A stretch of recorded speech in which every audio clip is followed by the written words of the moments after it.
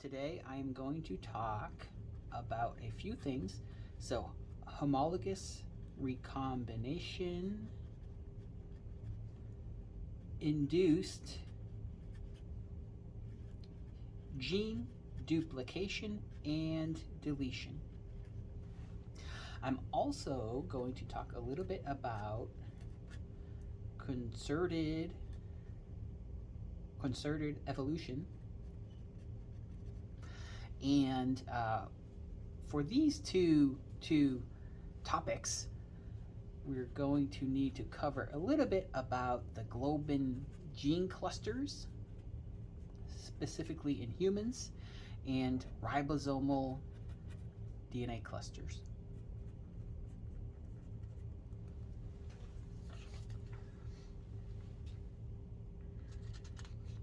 So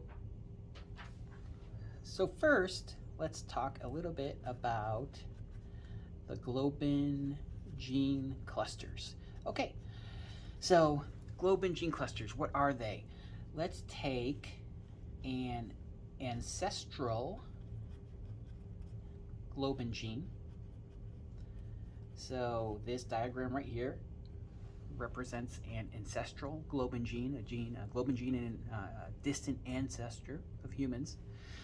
And so what likely happened was this Globin gene duplicated, giving rise to what we will call the alpha globin like gene. I'm going to say like for a reason here.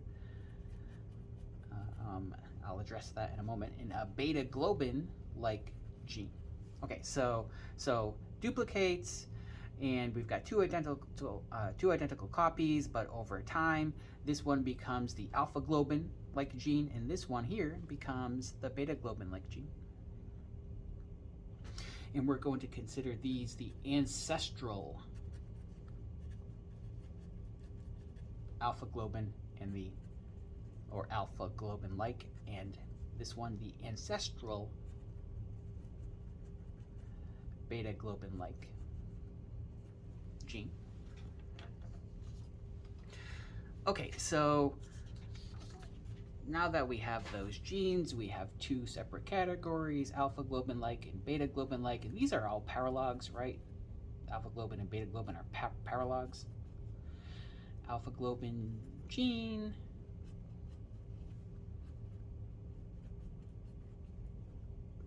beta globin like gene over here. And so what appears to have happened is that the alpha globin like gene duplicated, giving rise to two alpha globin like genes. Same thing for the beta globin like gene. And then the process happened again.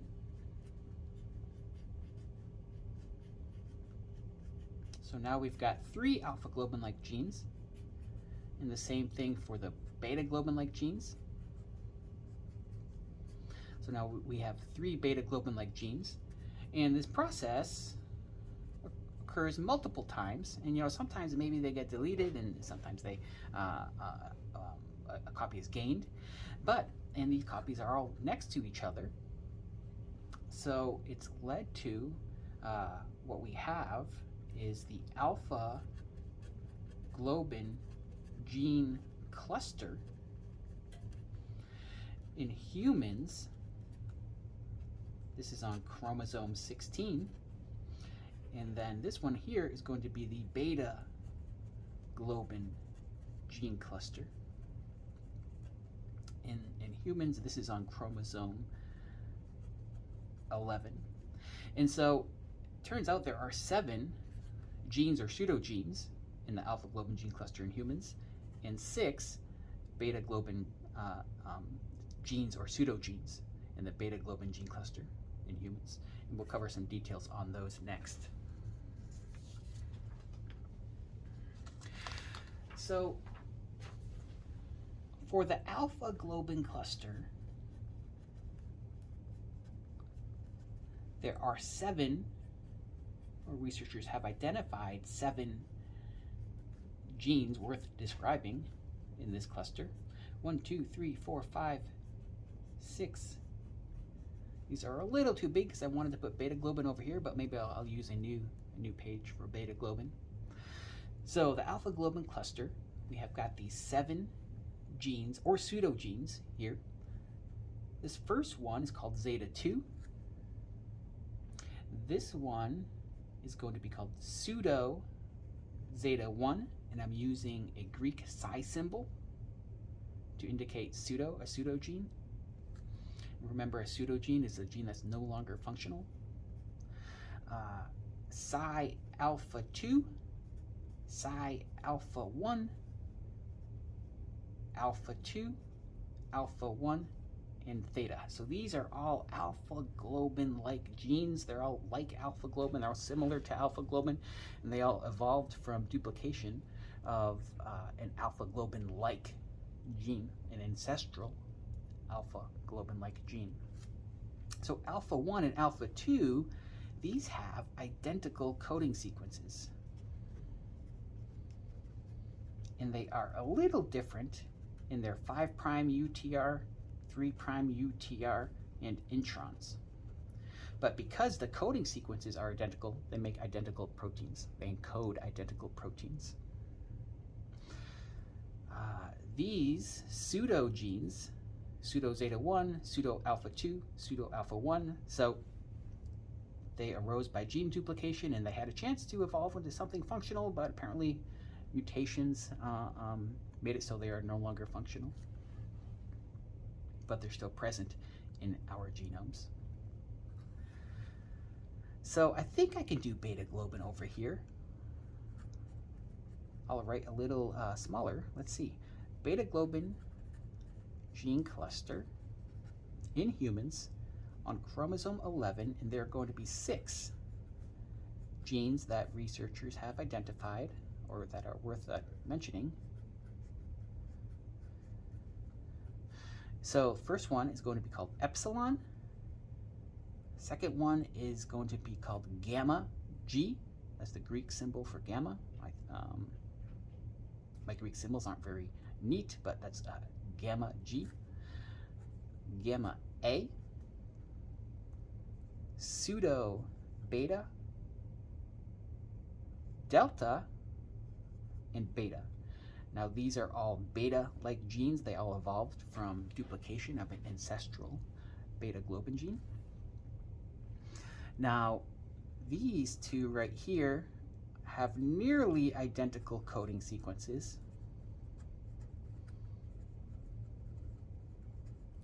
except they differ by one position. I believe it's position 132, where in gamma G, the amino acid is going to be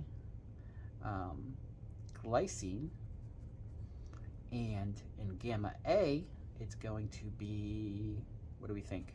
It's going to be alanine. So clever names for these, right?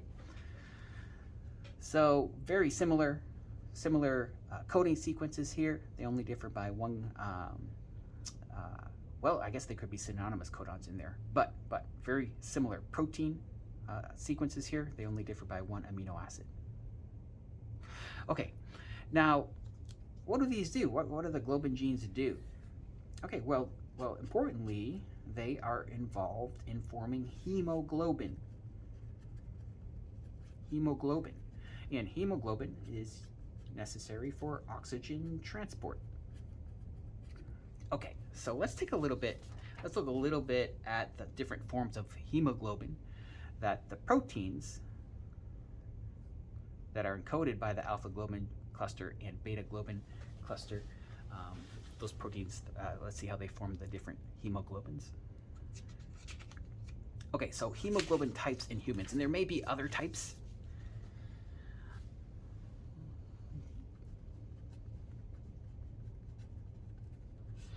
So what we have in human adults, and hemoglobin types though, so as far as I know, all the major forms of hemoglobin are formed of 2 alpha peptides and 2 beta peptides. So the major form of hemoglobin in adults is HbA, and that has 2 alpha chains, 2 alpha peptides, and 2 beta peptides. So that's the major adult hemoglobin. Now, HbA2 is the minor adult hemoglobin. It's found at lower levels than HbA. So it consists of 2 alpha subunits and 2 delta subunits. Oh, my deltas look like 8s. It's terrible. So those are the major and minor forms of hemoglobin in adults. Now we also have some others. So HbF is for fetal hemoglobin. So in the fetal stage of human development, we'll see this form of hemoglobin, 2 alpha chains and 2 gamma chains. Sometimes I'm saying chains, sometimes I'm saying peptides. It means the same thing. So, and we have 4 forms of embryonic hemoglobin that are often mentioned when talking about hemoglobin types. And so they are called HbE. Well, they all start with HbE for embryonic hemoglobin. And we have, I don't need to draw that, HbE Gower 1, HbE Gower 2, HbE Portland 1, and HbE Portland 2. Now, Gower 1 has got 2 zeta chains and 2 delta chains. Oops, I messed that up. 2 epsilon chains. HbE Gower 2, 2 alpha chains and 2 epsilon chains. Portland 1, 2 zeta chains and 2 gamma chains. And Portland 2, 2 zeta chains and 2 beta chains. Okay, now, why do we have these different forms of hemoglobin at different stages of human development? So let's say this circle represents mom. Let's say this circle represents fetus. We have oxygen in the mom. The adult hemoglobin, let's call it HbA, is binding to the oxygen. And now the fetus needs to get this oxygen from HbA. How's it going to do that? Well, it's going to use HbF. HbF has a higher affinity for oxygen, so it can steal it. It can steal it from HbA. So the different forms of hemoglobin allow oxygen transport to occur between the mother's hemoglobin and the hemoglobin of the fetus. So that's one reason why we have all these various forms of hemoglobin. And I guess the process of transporting or taking oxygen from HbA or HbA2 is more complicated in the embryonic stage. So there are four types. I'm guessing that's the reason why there are 4 types of embryonic hemoglobin. Okay, so that's all we really need to do cover on the alpha globin and beta globin gene clusters, because in class we are going to look at some genetic disorders involving gene duplication and deletion events caused by homologous recombination in humans. And we just need a little bit of background on these clusters to understand what we will be doing in class. Okay, so let's take a look at HR mediated gene deletion and duplication. Also, which occurs when we have an unequal crossing over event. Okay, so this is somewhat of a complicated topic, but let's see what we can do here. Now we will apply this to the Globin gene clusters in class, and I'm going to use a generic version of this process in this video. So let's take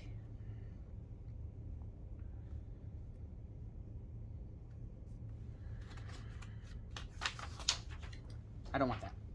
Let's start over. So let's take 2 genes, gene A1 and gene A2.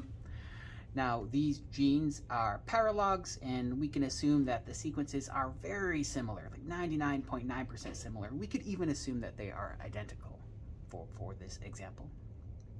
But they are found next to each other on a chromosome, and they resulted from gene duplication of, let's say, an ancestral gene that was called gene A. Now we have gene A1 and gene A2, and for all intents and purposes, sequence is the same. So I just want to review a little bit some important genetic terms from genetics. So here, this would be found on a chromosome, and here is a typical depiction of a chromosome. And let's say this is in a diploid organism. It could be humans, it could be another diploid organism. So this chromosome here, we can call this, let's say, we'll call it chromosome 1. And in a diploid organism, there'll be a copy of chromosome 1 inherited from the maternal parent, and there'll be a copy of chromosome 1 inherited from the paternal parent. So these are called homologous chromosomes.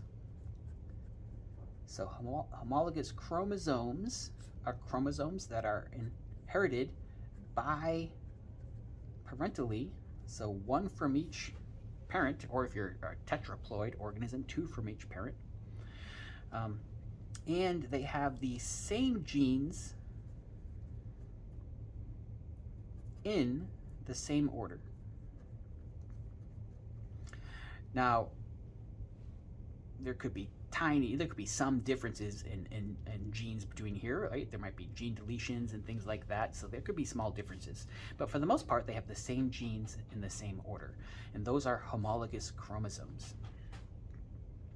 And so I'm going to start introducing colors to hopefully make this process a little easier to understand. But, you know, I'm not even going to look at the other chromosome, the homologous chromosome. We're just going to worry about one of the chromosomes.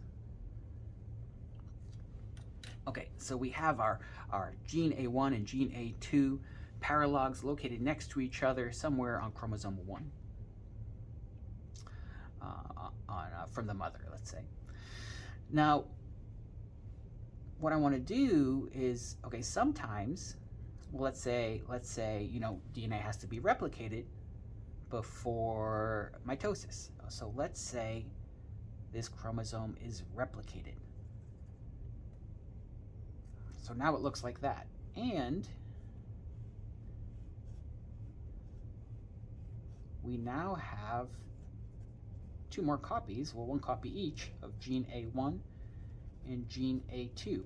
These right here, these are called sister chromatids. And by convention, this is still 1 chromosome. This is only 1 chromosome. It's just 1 chromosome that consists of 2 sister chromatids. And sister chromatids they're supposed to be 100% identical at the DNA sequence, assuming no mistakes were made during DNA replication. And so I'm coloring 1 chromatid red, 1 chromatid blue. Okay, now these will be attached to the centromere. Let's say the centromere is located down here. And so they're going to be attached to the common centromere. Okay, so now that we have that, we're ready to start taking a look at how HR-mediated gene deletion and duplication occurs. But before we look at unequal crossing over, let's take a look at equal crossing over. So crossing over can occur between homologous chromosomes, but it can also occur between sister chromatids. We don't hear too much about that, but it can occur. So what would cause it to occur? Well, let's say there's some DNA damage. So one of these DNA molecules is broken. And let's say it's gene A1, the DNA molecule that encodes the DNA. How am I? I'm butchering this, sorry. So the DNA encoding gene A1 is broken. Okay, some damage occurred. And so now I will diagram it like this. So we have gene A1, gene A2, and then we have the undamaged gene A1 up here, and gene A2 right here.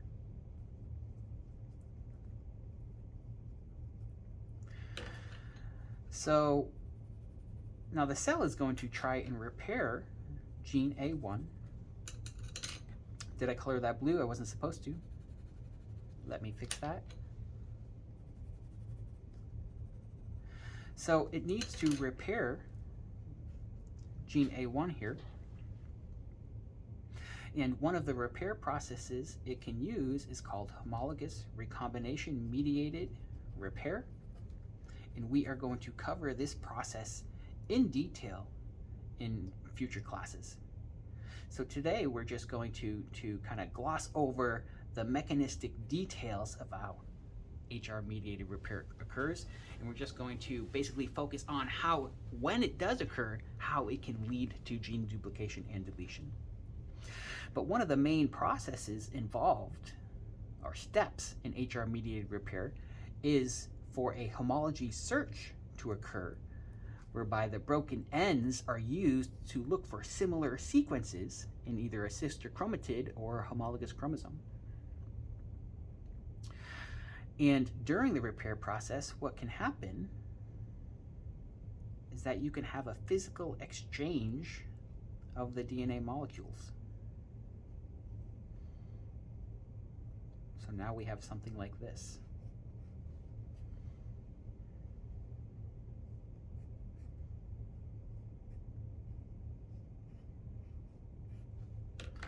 So I will put these colors in here. Okay, red. Yes, red, red, blue, blue, and blue. Okay, I can put the labels in here. A2, A2, and the labels will get kind of messy here, but well, they're both A1. Okay. Okay, so the repair occurred, and now we had a physical exchange of DNA, so that this A2 down here is now linked up to this chromatid there, and this A2 right here is now linked to that chromatid down there. And so before mitosis, well, when mitosis occurs, one of these sister chromatids will go to one daughter nucleus, the other one will go to the other daughter nucleus. And okay, what will these look like? So essentially, they're going to look like this.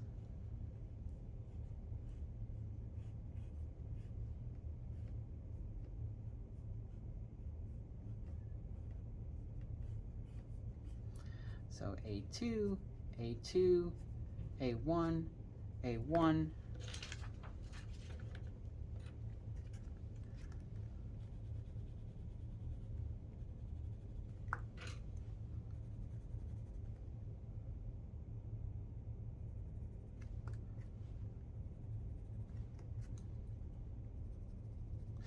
okay, so after the repair process, they look like this. And so the red part came down, the blue part came up. And because these are sister chromatids, you know, there's really no difference between these two sequences here. If the sequences were, if the sister chromatids should be identical, there's really almost no way, there might be some advanced things we can do with labeled nucleotides. But there's almost no way for us to know that this occurred, because the sequences are identical. So that's how HR-mediated repair is supposed to work. So HR-mediated repair, great job. Okay, it did what it was supposed to do. We had a damaged DNA molecule. It searched for a homologous template, a similar template, to mediate the repair process. And as a result, and one of the steps, what can happen is you can actually exchange the DNA strands. And we led to this crossover event, and this would be an equal crossing over, because there was no duplication or deletion of information. Okay, so now let's take a look at the case where we have unequal crossing over. So with unequal crossing over, we're going to start out the same way.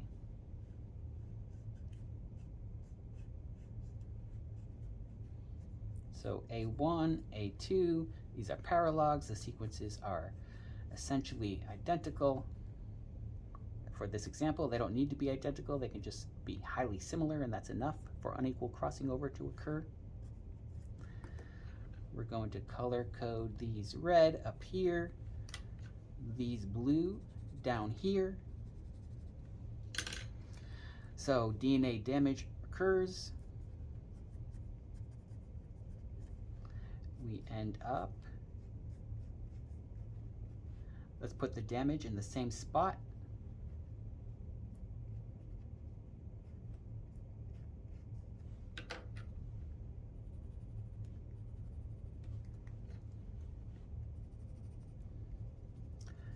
So HR-mediated repair, which is one of the repair processes that could try to repair this, HR-mediated repair.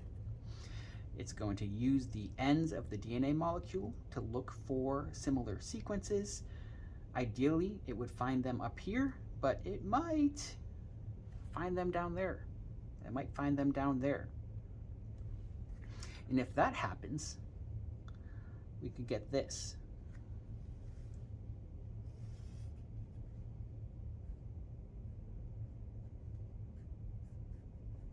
Let me label these A1, A2, A2, A1.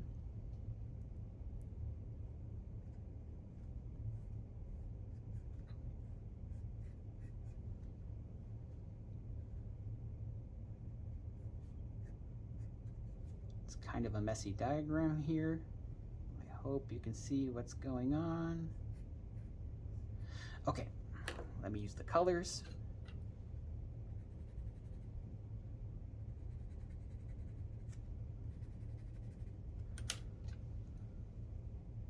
Whoops, this should be blue.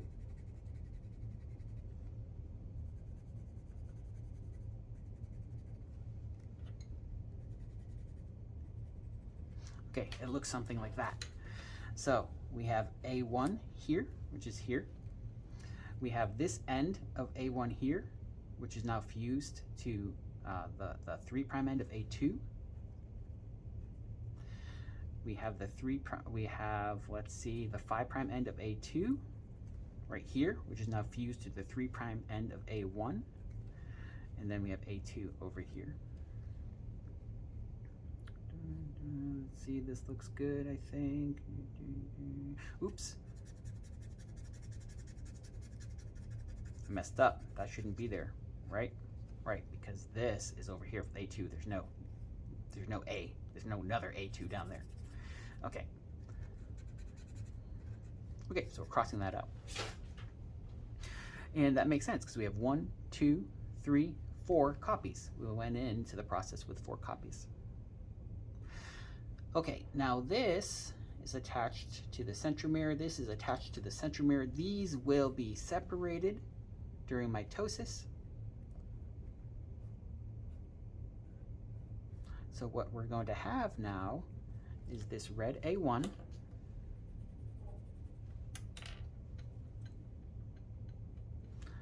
attached to the A2-A1 hybrid attached to A2.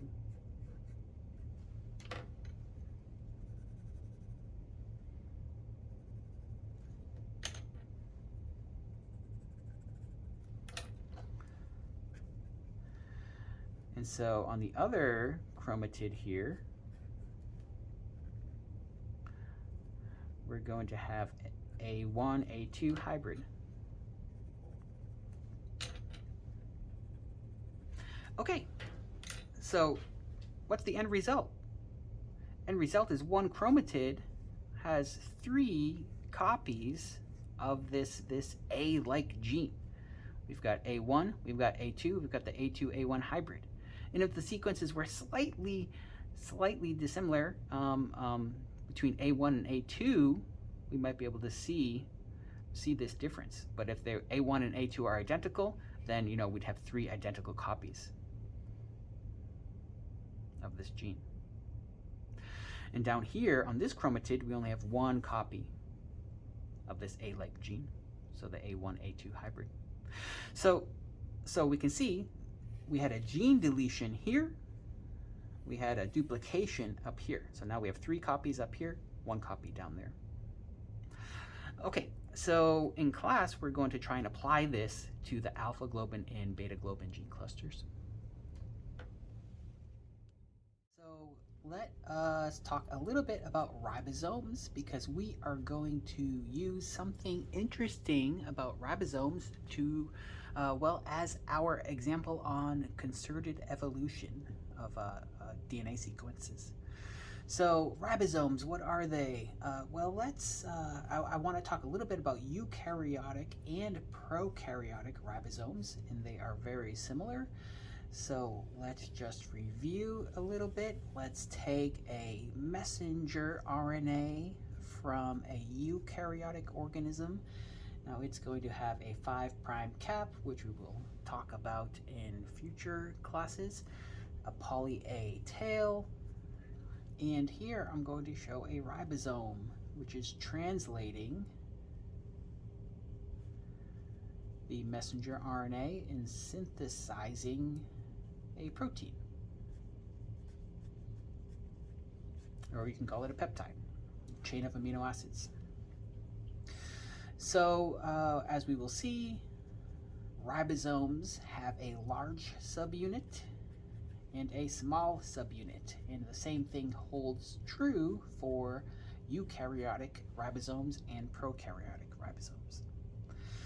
So in eukaryotes, messenger RNAs or nuclear messenger RNAs, we're going to ignore RNAs associated with mitochondria and chloroplasts and things like that. So nuclear messenger RNAs are exported from the nucleus out into the cytoplasm where they can be translated. So prokaryotic messenger RNAs, most do not have a cap structure. And something interesting about messenger RNAs in prokaryotes is that they can be translated while they are being transcribed by RNA polymerase. So we usually only refer to one RNA polymerase in prokaryotes, RNA-P. So this RNA polymerase, let's assume it is translated or it is transcribing DNA and it's making the RNA molecule, and when it is attached, the RNA molecule is still attached or undergoing synthesis by RNA polymerase. We can call that the nascent RNA. It's another name for an RNA molecule undergoing synthesis. And so the ribosomes can jump right on here while it's undergoing transcription. And we have the large subunit and the small subunit, and I didn't mean to make it look so messy, but just like in eukaryotes, ribosomes have a small subunit and a large subunit.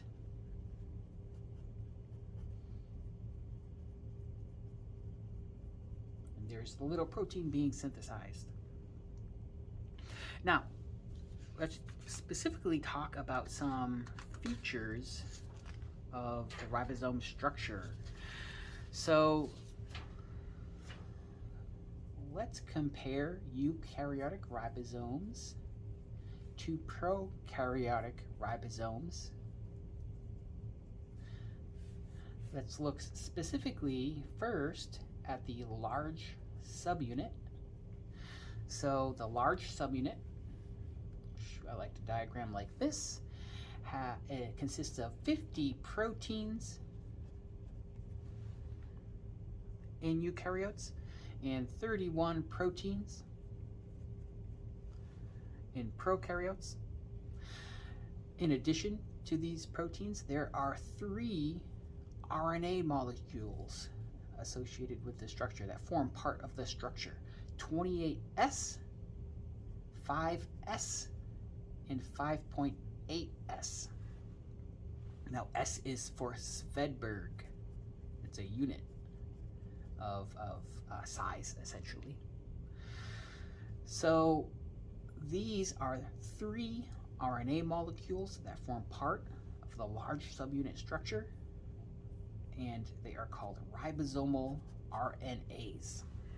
So we talk a lot about protein coding RNAs, which are messenger RNAs, and in contrast to protein coding, we often say a non-coding RNA, like a transfer RNA or a ribosomal RNA, and there are others. So these are examples of non-coding RNAs. They do not code for proteins. These in particular form part of the ribosomal structure. So prokaryotes have 2 ribosomal RNAs called 23S and 5S that are found in the large subunit. So now we can take a look at the small subunit.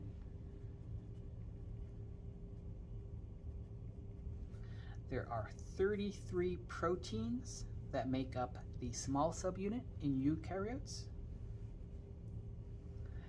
And I don't know why I diagrammed that big rectangle, because there is only 1 ribosomal RNA in the small subunit of eukaryotes, and that's the 18S ribosomal RNA. In prokaryotes, the small subunit has 21 proteins and 1 ribosomal RNA. That's the 16S ribosomal RNA. Now, okay, why are we talking about all this again? Again, ribosomes, we're going to use ribosome structure, or part of the ribosome structure, as our example of concerted evolution with respect to DNA sequences. And so we are going to mostly focus in on these, the ribosomal RNAs,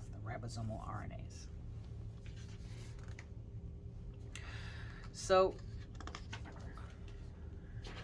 in eukaryotes, we have a ribosomal RNA gene that encodes what is called the 45S, 45 Svedberg ribosomal RNA, and that's going to be processed into some of the smaller RNAs. And so there are different segments of this ribosomal RNA gene.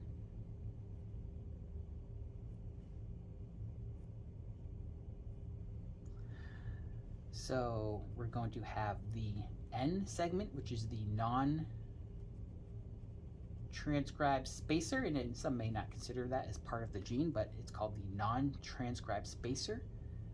We have the ETS, which stands for external transcribed spacer. We have the 18S segment. Now that's the part of the gene that encodes the 18S ribosomal RNA. Right here, I'm going to skip a segment. We have the 5.8S region, which encodes the 5.8S ribosomal RNA. And at the end, we have the 28S region, which encodes the 28S ribosomal RNA. And these right here are called the ITS regions. The first one is ITS1, the second one is ITS2, and this is internal, well, ITS stands for internal transcribed spacer sequence. So we have two, ITS1, ITS2. So these 45S ribosomal RNA gene, which when transcribed makes the 45S ribosomal RNA, is transcribed by RNA polymerase 1. So there are three main polymerases in eukaryotes: RNA polymerase 1, RNA polymerase 2, and 3. RNA polymerase 1, one of its jobs is to transcribe the ribosomal RNA genes. And so that makes one long transcript, the 45S ribosomal RNA, that is then processed meaning these little segments are cut out. The little ribosomal RNA segments are cut out. So we get the 18S ribosomal RNA, the 5.8S ribosomal RNA, and the 28S ribosomal RNA. And these can associate with the ribosomes that form part of the ribosome structure. So that is the 45S ribosomal RNA gene, and these are, in eukaryotes, arranged in large clusters. Let's say large clusters of tandem repeats. Now specifically, now we will see, I think in class, we're going to take a look at that the numbers can range from, I think it's 50 to 500 of these copies. And the clusters are found, and that's 50 to 500 for the whole human genome. The clusters are found on acrocentric chromosomes in humans. Now, there are at least 5 of those. Acrocentric means one long arm and one really short arm.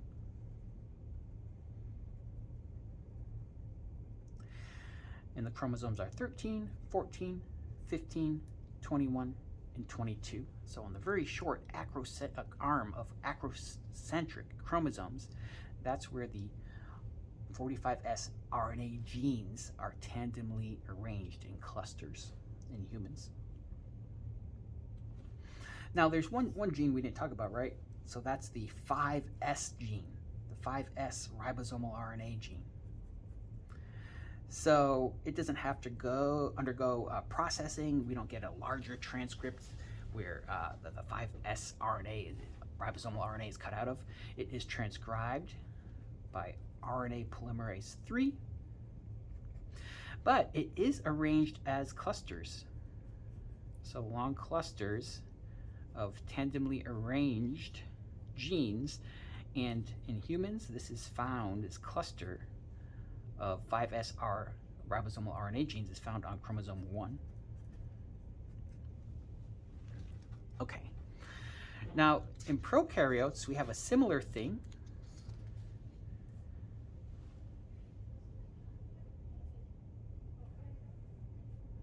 Where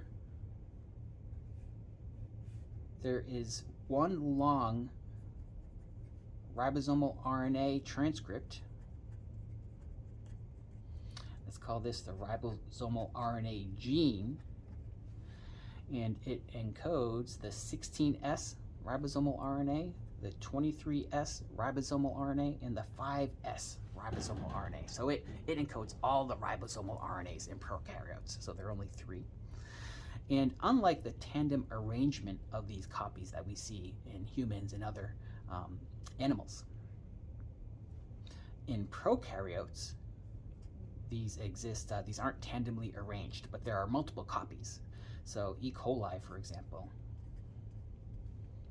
has 7 copies of this gene, which is spread throughout the genome. The 7 copies are spread throughout the genome, and when it's transcribed by RNA polymerase, and the 16S, 23S, and 5S have to be cut from the transcript to give us the 3 ribosomal RNAs that can form part of the ribosomal structure. Okay, so now that we know a little bit about ribosomal structure in eukaryotes and prokaryotes, we can talk about concerted evolution because this offers us a really good example of concerted evolution. And specifically, now there can be concerted evolution can refer to a number of different things. We are talking about concerted evolution with respect to the sequence of paralogous genes. Now, specifically, the concerted evolution with respect to sequences is when the sequence of paralogous genes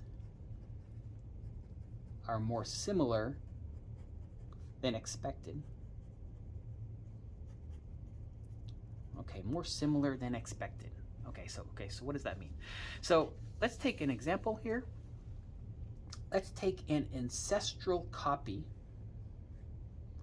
of the prokaryotic ribosomal RNA gene that encodes the 16S, 23S, and 5S ribosomal RNAs. So this is going to be an ancestral, prokaryotic ancestral copy.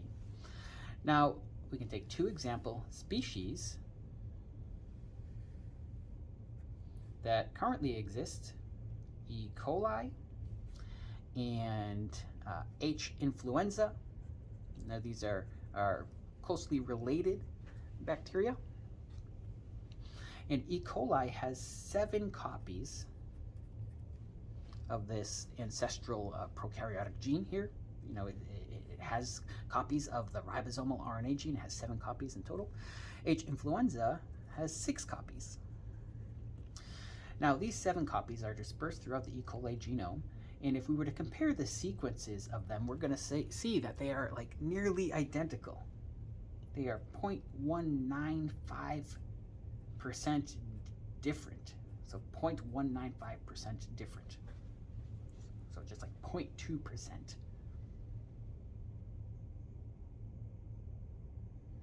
So that's not that much at all. That's not that much at all. So here, these are 0% different. So these are all identical. These 6 copies are all identical. Okay, well that's interesting. And that kind of makes sense, right? Because if you're making ribosomes, you probably want all the ribosomal RNAs to have the same sequence. So, however, if you compare these sequences here to these sequences over here, we have approximately 5.9% difference. So the sequences are 5.9% difference. So this tells us that the sequences can change. They can change. But something inside these organisms, some mechanism, is keeping the copies nearly identical to one another. Even though those copies are spread throughout the genome, something is keeping them identical. So ribosomal RNA sequences can change. As we can see here, they're 5.9% difference, but within the species, something is keeping them identical. So we expected there to be much more difference than we're seeing here. And so what is the mechanism? What mechanism is keeping these sequences identical?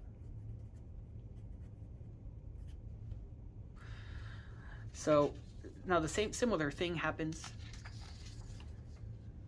in eukaryotes like humans. So we have our example in humans where we have the 45S,